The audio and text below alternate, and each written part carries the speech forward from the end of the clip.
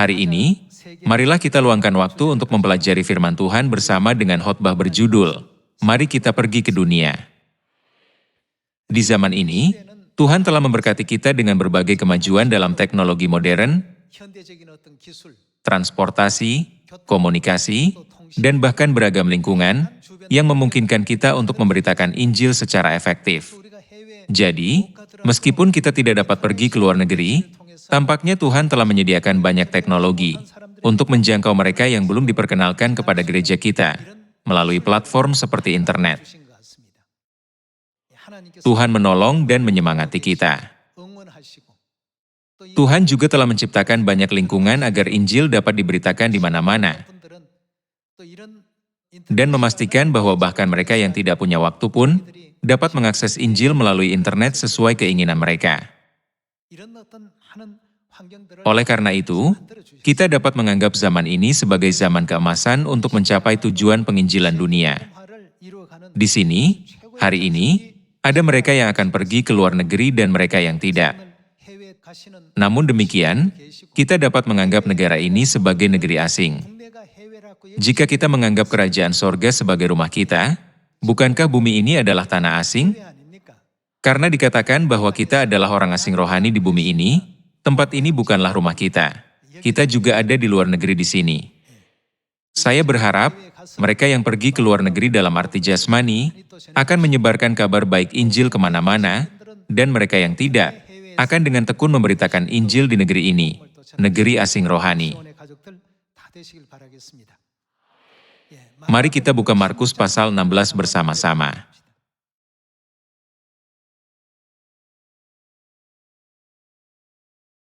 Dalam Markus pasal 16 ayat 15, tertulis,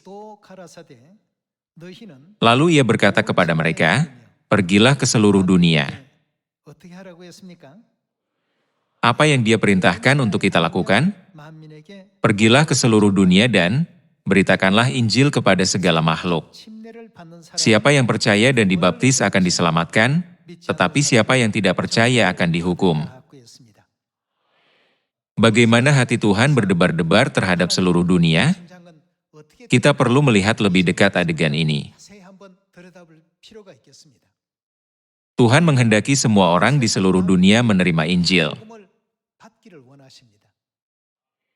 Dan bukankah Alkitab berkata bahwa Tuhan menghendaki semua orang memperoleh pengetahuan akan kebenaran? Itulah sebabnya Dia memerintahkan kita semua untuk pergi kepada semua orang di dunia. Pergilah, jadikanlah semua bangsa muridku dan baptislah mereka dalam nama Bapa dan Anak dan Roh Kudus, dan ajarlah mereka melakukan segala sesuatu yang telah kuperintahkan kepadamu. Inilah yang diajarkan kepada kita. Hati dan pikiran Tuhan terfokus untuk menyelamatkan seluruh dunia, menantikan saat ketika semua orang di dunia memiliki kesempatan untuk diselamatkan. Mari kita lihat 1 Timotius pasal 2 ayat 4.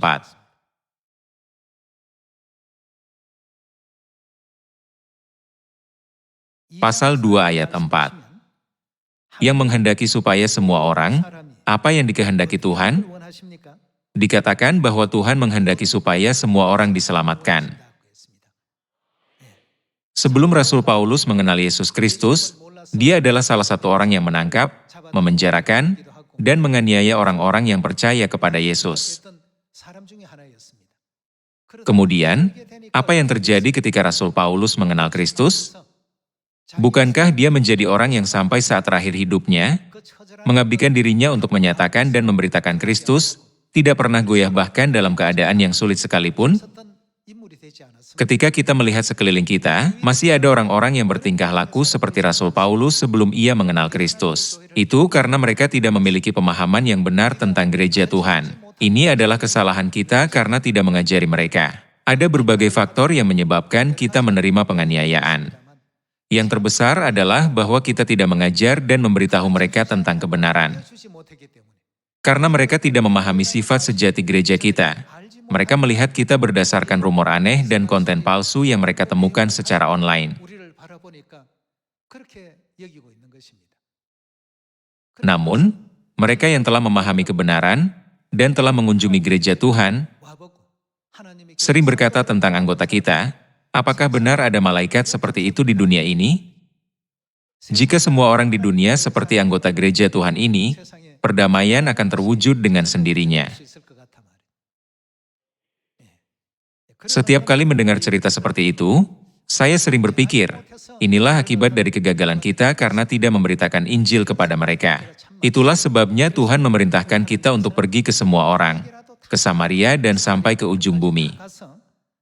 Sekarang, seperti yang tertulis dalam pasal 2 ayat 4, Tuhan menghendaki supaya semua orang diselamatkan. Apalagi yang Dia hendaki? Dan memperoleh pengetahuan akan kebenaran. Agar orang-orang memperoleh pengetahuan akan kebenaran, bukankah seharusnya kita bisa mengajari mereka? Karena kita sudah mengetahui dan menerima kebenaran terlebih dahulu, maka kita bertanggung jawab untuk mengajar dan mengabarkannya kepada mereka yang datang nanti. Ketika orang-orang di dunia mendengar kebenaran, hampir semua orang akan kembali ke pelukan Tuhan. Lalu, mengapa mereka menganiaya gereja Tuhan selama ini? Karena mereka tidak benar-benar tahu siapa kita. Mereka hanya mendengar cerita-cerita fitnah dan dipegang erat oleh kekuatan kegelapan. Namun, ketika cahaya itu bersinar, mereka menyadari tempat ini penuh cahaya. Tetapi selama ini, rumor telah tersebar seolah-olah tempat ini adalah tanah kegelapan. Pada saat ini, pameran ibu diadakan di gereja kita di Guanak.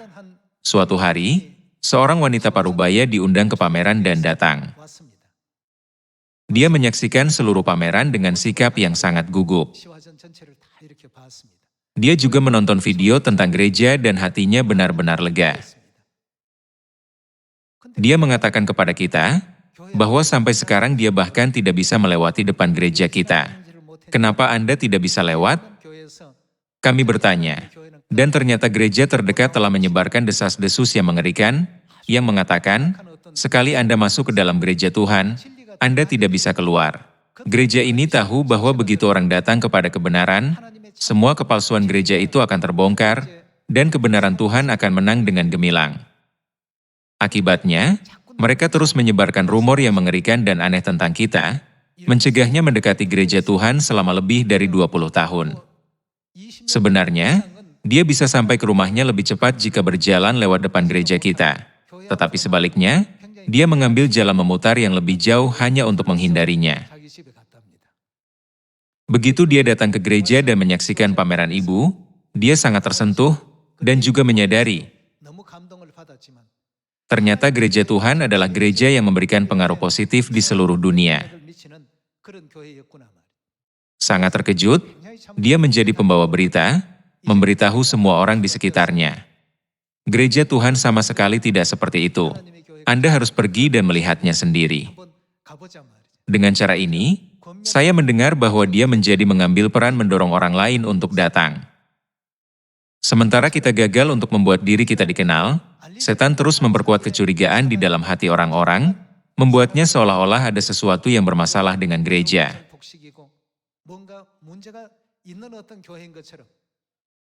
Bahkan di masa-masa awal kekristenan, mereka yang percaya kepada Yesus dicap sebagai kelompok aneh yang memakan daging manusia dan meminum darah manusia, atau kelompok yang berkumpul di kuburan untuk melakukan upacara aneh. Dengan cara ini, orang-orang kudus dari gereja mula-mula menjadi sasaran penganiayaan dan penindasan yang parah. Hal yang sama juga terjadi di zaman sekarang ini. Jadi, seperti yang Tuhan katakan kepada kita dalam 1 Timotius pasal 2 ayat 4, Tuhan menghendaki semua orang diselamatkan. Kita harus mengingat ini dengan baik. Tuhan juga menghendaki semua umat manusia memperoleh pengetahuan akan kebenaran. Saat ini, dunia bahkan tidak tahu hari apa yang tepat untuk beribadah kepada Tuhan. Mereka bahkan tidak tahu apakah mereka harus merayakan Paskah atau tidak. Tuhan menyuruh kita untuk segera melarikan diri ke Sion, kota hari raya Tuhan. Namun, bukankah mereka harus tahu di mana Sion berada agar dapat melarikan diri ke sana? Mereka bahkan tidak tahu apa itu Sion. Itu karena mereka mendasarkan pandangan mereka pada cerita yang disampaikan oleh orang-orang di sekitar mereka. Akibatnya, mereka sekarang berjalan membabi buta di jalan kematian, sama sekali tidak menyadari apakah Sabat itu benar atau ibadah hari Minggu, atau apakah Natal itu kebenaran atau Paskah. Tuhan menghendaki supaya semua orang diselamatkan, dan melalui kebenaran, Dia menerangi kita dengan kehendak-Nya, sehingga kita dapat pergi dan mengajar semua orang, menuntun mereka memperoleh pengetahuan akan kebenaran.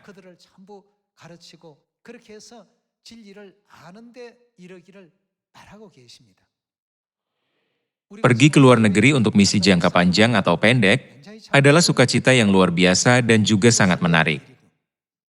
Apakah alasan kita pergi? Bukankah kita akan membantu mereka memperoleh pengetahuan akan kebenaran? Kita akan menolong mereka sampai pada pengetahuan tentang perjanjian baru Tuhan, yaitu kebenaran hidup. Kita memberitakan Bapa dan Ibu, kita memberitakan kebenaran perjanjian baru, dan kita memberitakan tentang Sion. Bukankah ini sebabnya kita pergi ke dunia untuk mengajarkan dan memberitahukan semua hal ini? Hal ini jelas terlihat pada perkataan dalam Markus 16 dan Matius pasal 28 ayat 18, bahwa Tuhan tidak pernah menyuruh kita untuk berdiam diri, tetapi apa yang Dia perintahkan untuk kita lakukan? Dia berkata, "Pergilah." Jadi, kita harus pergi, baik di dalam negeri maupun di luar negeri. Kita tidak bisa hanya menunggu mereka datang kepada kita. Kita harus pergi. Yesus berkata, "Pergilah dan baptislah mereka dalam nama Bapa dan Anak dan Roh Kudus, dan ajarlah mereka melakukan segala sesuatu yang telah kuperintahkan kepadamu." Dengan kata lain, apa yang harus kita lakukan dengan semua ajaran yang telah Tuhan berikan kepada kita? Karena Dia menghendaki semua orang memperoleh pengetahuan akan kebenaran, bukankah satu-satunya cara untuk memperolehnya adalah dengan mengajarkan kebenaran kepada mereka? Apakah salib itu adalah berhala? Atau haruskah salib dianggap sebagai benda suci di gereja? Bagi mereka yang tidak mampu membedakan keduanya, dan secara membabi buta mengikuti orang lain, kita hendaknya pergi dan membuka mata rohani, telinga, dan hati mereka agar membedakan. Ada tertulis dalam 1 Timotius pasal 2, bahwa inilah yang Tuhan inginkan bagi kita lakukan. Ketika kita melihat ke seluruh dunia, masih ada banyak orang yang tidak tahu nama Bapa, atau bahkan Ibu Surgawi itu ada.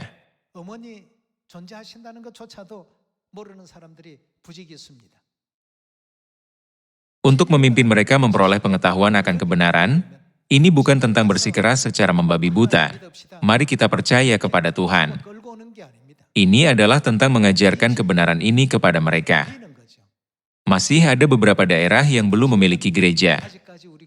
Ada tempat-tempat di mana tidak ada nabi atau orang-orang kudus di dalam gereja. Ada beberapa tempat di mana bahkan Alkitab pun tidak ada.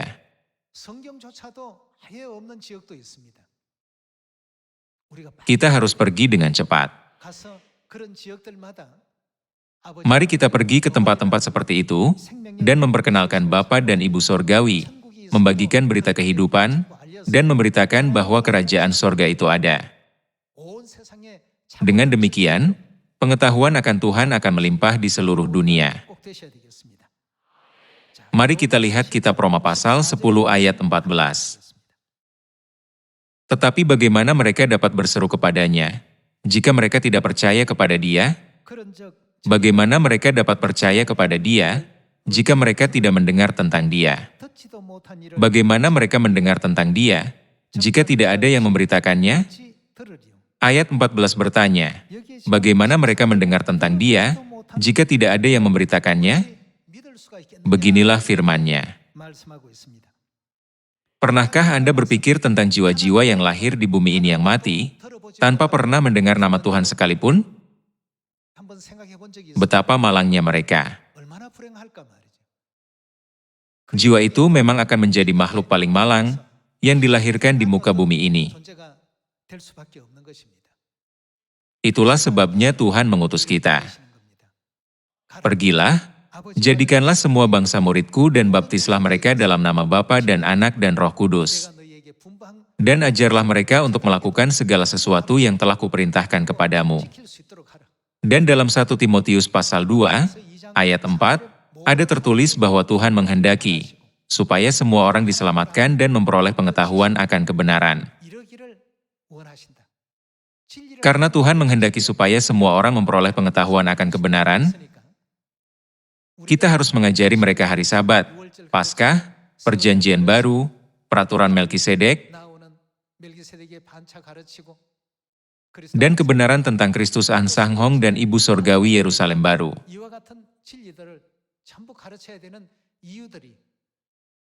Melalui Alkitab, Tuhan memberitahu kita bahwa inilah hati dan kehendak-Nya. Berapa banyak orang yang lahir di bumi ini dan mati, tanpa pernah melihat Alkitab atau mendengar nama Tuhan sekalipun? Beberapa orang bahkan tinggal di kota di mana tidak ada satu orang pun yang memberitakan firman Tuhan. Ini adalah situasi yang sangat disayangkan.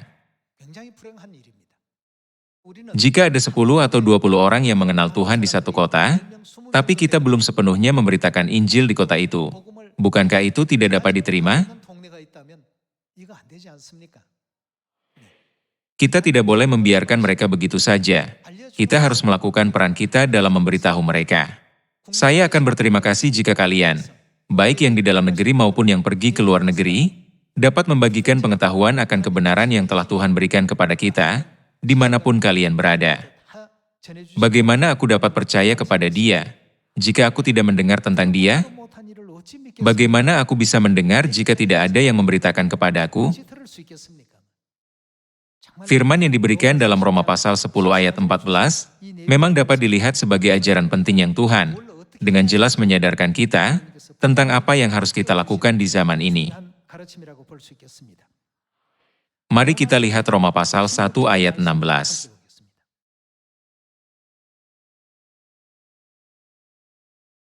Roma pasal 1 ayat 16. Sebab aku mempunyai keyakinan yang kokoh dalam Injil, karena Injil adalah apa itu? Adalah kekuatan Allah yang menyelamatkan setiap orang yang percaya. Injil ini sungguh merupakan kabar baik. Dan Injil ini sungguh-sungguh merupakan kekuatan Tuhan untuk keselamatan kita. Karena itu, ini harus menjadi Injil yang diberitakan dengan kekuatan Tuhan. Injil tidak dapat diberitakan dengan kemampuan seseorang sendiri. Alkitab memberitahu kita, kekuatan Tuhan yang menyelamatkan setiap orang yang percaya. Oleh karena itu, ketika kita merangkum kuasa Injil ini, apa yang dilakukan Injil terhadap mereka yang terikat pada rantai dosa dan maut? Ia memiliki kekuatan untuk mematahkan rantai tersebut dan membebaskannya.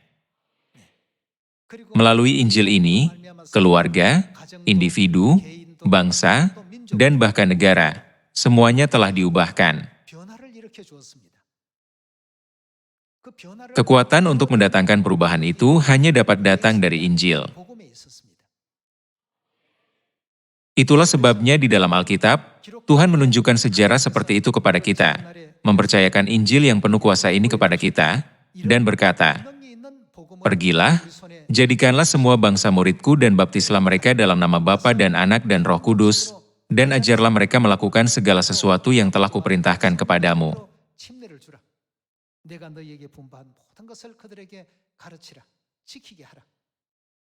Dengan mengajarkan, memberitakan, dan menyebarkan Injil ini, individu, keluarga, masyarakat, dan bahkan bangsa dapat diubah. Tuhan telah mengatur kekuatan yang luar biasa ini melalui Injil. Saya memohon kalian untuk tidak tinggal diam, tetapi menjadi orang-orang yang dapat mengubah dunia, menjadi tempat di mana kita layak menerima keselamatan, di dalam Bapa Sorgawi dan Ibu Sorgawi melalui Injil. Mari kita lihat Matius pasal 28. Dalam karya perubahan ini, Tuhan tidak hanya mengutus kita ke dunia, tetapi juga berjanji untuk menolong kita. Dengan berkata, "Sesungguhnya, aku menyertai kamu senantiasa sampai kepada akhir zaman." Mari kita lihat Matius pasal 28 ayat 18.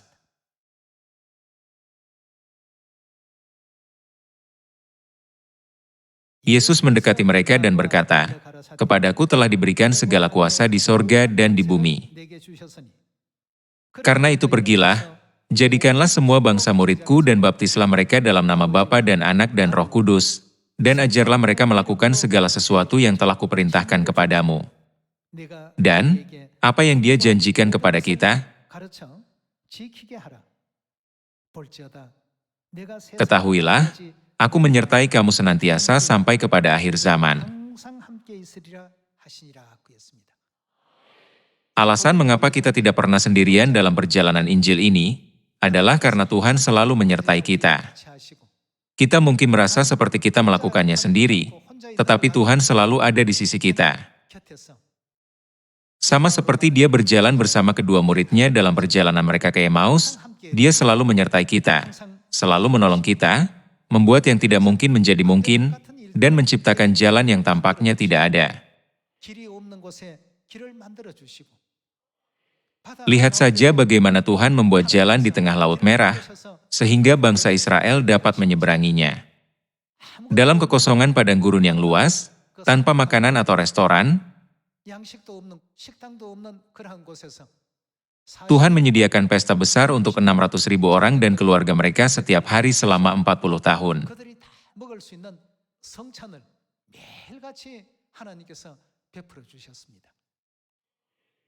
Ketika kita melihat hal ini memberi kita pemahaman yang lebih dalam bahwa karena Bapa dan Ibu selalu menyertai kita, kita memiliki gereja kita hari ini dan Injil sedang menyebar ke Samaria dan sampai ke ujung bumi. Hal ini tampaknya berlaku khususnya bagi mereka yang pernah menjalankan misi di luar negeri. Mereka yang pergi menginjil ke luar negeri berkata, ketika pergi ke luar negeri, saya benar-benar merasa bahwa para pekerja Injil sangat kurang. Ketika tiba saatnya untuk kembali ke Korea dan meninggalkan mereka yang telah dibaptis, hal itu sungguh memilukan dan saya merasa sulit untuk meninggalkannya. Semuanya, sungguh benar apa yang mereka katakan. Kita berusaha keras untuk membimbing dan mengajar setiap jiwa, dengan pengabdian sepenuh hati sesuai dengan kehendak Tuhan, yang menghendaki supaya semua orang memperoleh pengetahuan akan kebenaran. Dalam Matius pasal 28, Tuhan tidak meninggalkan kita sendirian untuk memberitakan Injil, tetapi berkata, "Aku menyertai kamu senantiasa sampai kepada akhir zaman." Tuhan senantiasa menyertai kita, di militer, di seluruh masyarakat, di dalam negeri, dan di luar negeri. Dimanapun kita berada, Tuhan selalu menyertai kita. Dia selalu menolong orang-orang berdosa untuk bertobat. Mari kita buka Lukas pasal 15.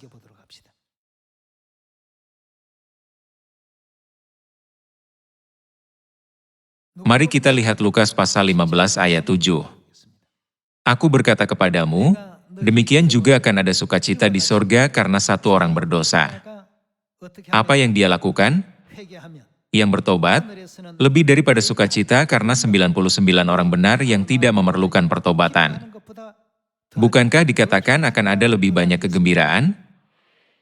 Tuhan mengungkapkan hatinya dengan mengatakan, ada lebih banyak sukacita di sorga karena satu orang berdosa yang bertobat, daripada lebih dari 99 orang benar yang tidak perlu bertobat. Itulah sebabnya kita sekarang harus bekerja dengan penuh semangat untuk keselamatan semua orang dari Samaria sampai ke ujung bumi. Orang-orang di dunia enggan terlibat dalam kegiatan yang mereka anggap tidak menguntungkan bagi mereka. Tuhan tidak memikul salib untuk keuntungannya sendiri. Bukankah Dia menanggung semua penderitaan di atas salib semata-mata demi kepentingan kita? Tuhan tidak menetapkan perjanjian baru, karena Dia membutuhkannya. Untuk siapa perjanjian baru itu dimaksudkan? Dia mengungkapkan alasan dan tujuan utama untuk menetapkan perjanjian baru pada malam Paskah. Yesus berkata, yang ditumpahkan bagimu. Untuk menyebarkan kasih Tuhan yang besar kepada semua orang di Samaria dan sampai ke ujung bumi, kita harus membawa kebenaran dan mengajarkannya kepada semua orang di dunia. Masih banyak orang di Korea yang belum menemukan firman Tuhan, dan demikian pula, ada banyak orang di luar negeri yang belum berkesempatan menerimanya. Saya meminta kalian untuk melakukan segala upaya untuk mengajarkan kebenaran firman Tuhan dengan benar kepada mereka, sehingga jiwa mereka dapat dituntun menuju kerajaan sorga yang kekal. Ketika hidup ini berakhir, kemana kita akan pergi? Mari kita lihat Wahyu pasal 7 ayat 9. Dalam pasal 7 ayat 9, tertulis, "Kemudian daripada itu aku melihat, sesungguhnya, suatu kumpulan besar orang banyak yang tidak dapat terhitung banyaknya, dari segala bangsa dan suku dan kaum dan bahasa, di mana mereka berdiri di hadapan tahta dan di hadapan Anak Domba, memakai jubah putih dan memegang daun-daun palem di tangan mereka. Dan dengan suara nyaring mereka berseru, 'Keselamatan bagi Allah kami yang duduk di atas tahta dan bagi Anak Domba.' Dan semua malaikat berdiri mengelilingi tahta dan tua-tua dan keempat makhluk itu. Mereka tersungkur di hadapan tahta itu dan menyembah Allah, sambil berkata, 'Amin. Puji-pujian dan kemuliaan, dan hikmat dan syukur, dan hormat dan kekuasaan dan kekuatan bagi Allah kita sampai selama-lamanya. Amin.'" Di sini, disebutkan orang-orang seperti apa yang akan berdiri di hadapan Tuhan. Suatu kumpulan besar orang yang tidak dapat dihitung jumlahnya akan berdiri di hadapan tahta Tuhan. Ini adalah adegan yang menggambarkan banyak jiwa yang bertobat dan kembali kepada Tuhan. Ini akan menjadi waktu yang mulia, ketika kita akan memanjatkan kemuliaan, hormat, dan pujian di hadapan tahta Tuhan. Waktu tersebut pasti akan datang bagi kita. Selama hidup di bumi ini, upaya dan kerja keras dalam melaksanakan pekerjaan Injil hanya untuk waktu yang singkat. Semua upaya ini menumpuk, yang pada akhirnya membawa banyak jiwa bertobat dan berbagi dalam kemuliaan yang akan datang. Mari kita tegaskan apa yang telah Tuhan ajarkan kepada kita tentang zaman ini. Mari kita lihat Yohanes pasal 4 ayat 35.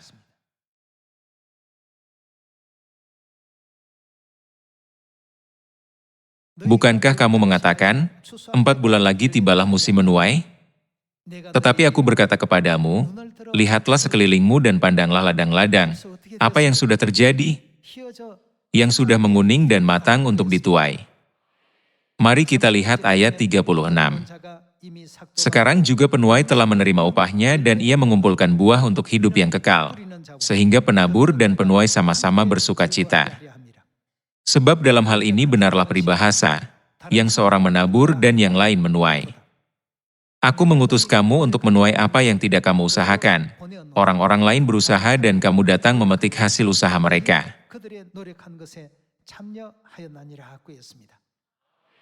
Dari pandangan ini, waktu untuk memanen hasil panen telah tiba. Karena kita berada dalam situasi di mana kita harus memanen pada saat ini, saya berharap tahun ini akan menjadi tahun di mana kita dapat mengumpulkan semua buah yang telah kita tanam sejauh ini. Kita harus membantu memastikan Injil Tuhan diberitakan sepenuhnya, dan kebenaran keselamatan menjangkau seluruh Asia, Afrika, Oseania, Eropa, Amerika Utara, Amerika Tengah, Amerika Selatan, India Utara, India Selatan, Rusia, Brasil, dan seluruh Korea. Saya berharap semua anak-anak Sion akan diubahkan dan dengan tekun memberitakan Injil, dengan keyakinan bahwa kita dapat menikmati hidup yang kekal dan berkat di dalam kerajaan sorga bersama Tuhan untuk selama-lamanya. Judul khotbah hari ini adalah "Mari kita pergi ke dunia." Ini bukan hanya tentang pergi ke dunia secara fisik, benar? Kita harus membawa kasih Tuhan, berkat Tuhan, dan juga kebenaran untuk diajarkan kepada orang lain. Dengan membawa kasih Bapa, kasih Ibu, dan dukungan saudara-saudari, mari kita bangunkan banyak orang di setiap negara, memimpin mereka kepada pertobatan, dan mengajarkan kebenaran kepada mereka. Saya berharap ini akan menjadi waktu yang diberkati, di mana kita membimbing mereka yang terkurung dalam kegelapan menuju cahaya. Berharap bahwa kalian menemukan kasih karunia dalam firman hari ini. Saya ingin mengakhiri khotbah hari ini. Terima kasih banyak.